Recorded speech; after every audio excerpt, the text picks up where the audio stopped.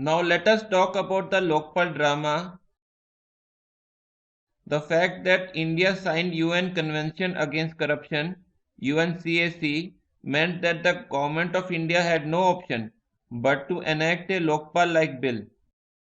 India had signed UNCAC in year 2010, but that decision to sign that was taken some 2 years back.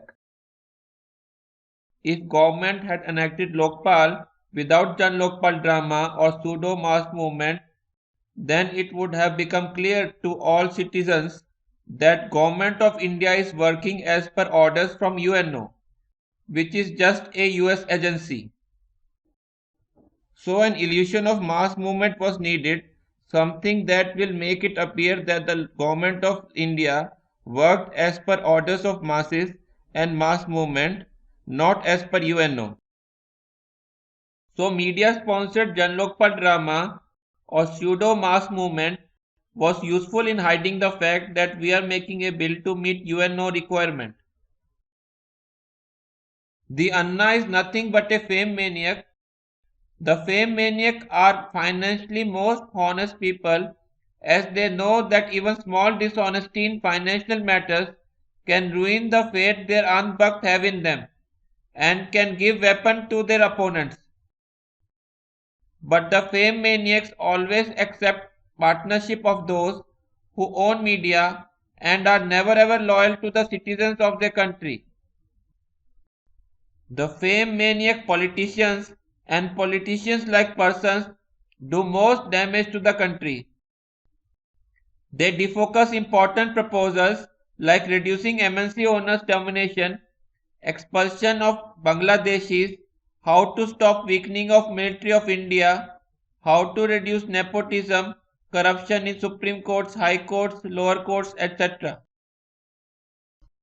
The fact that the Anna was playing on behalf of the MNC owners and missionaries and not any spirit of reducing corruption can be confirmed by the fact that Anna openly opposed the proposal of adding right to recall Lokpal and right to reject Lokpal clauses in the Jan Lokpal drafts.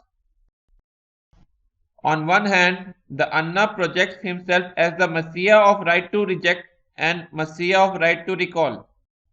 And on the other hand, he asked all his followers to oppose right to recall Jan Lokpal and right to reject Jan Lokpal proposal. Why? I request all Anna Bhagas to apply their mind on this issue. The Anna's deal with MNC owners and missionaries was that the Anna will deliver them MNC Pal, that is missionary Pal named as Lokpal or Jan Lokpal, and in return the MNC owners and missionaries will get him all the fame he wants. The fame maniac Anna got the fame he wanted. MNC owners and missionaries will get the MNC Pal or missionary Pal they want. Also, the Anna has not failed. He has been reasonably successful in getting MNC Pal, that is missionary Pal, or Lokpal law nearly passed, which the government will soon pass. Surely he wanted a much stronger MNC Pal or missionary Pal or Jan Lokpal, but even this version is good enough for MNC owners and missionary to control Indian administration. The Anna has served his partners, that is MNC owners and missionaries very well. All in all, it seems everyone except the citizens of India will win and the citizens of India will lose.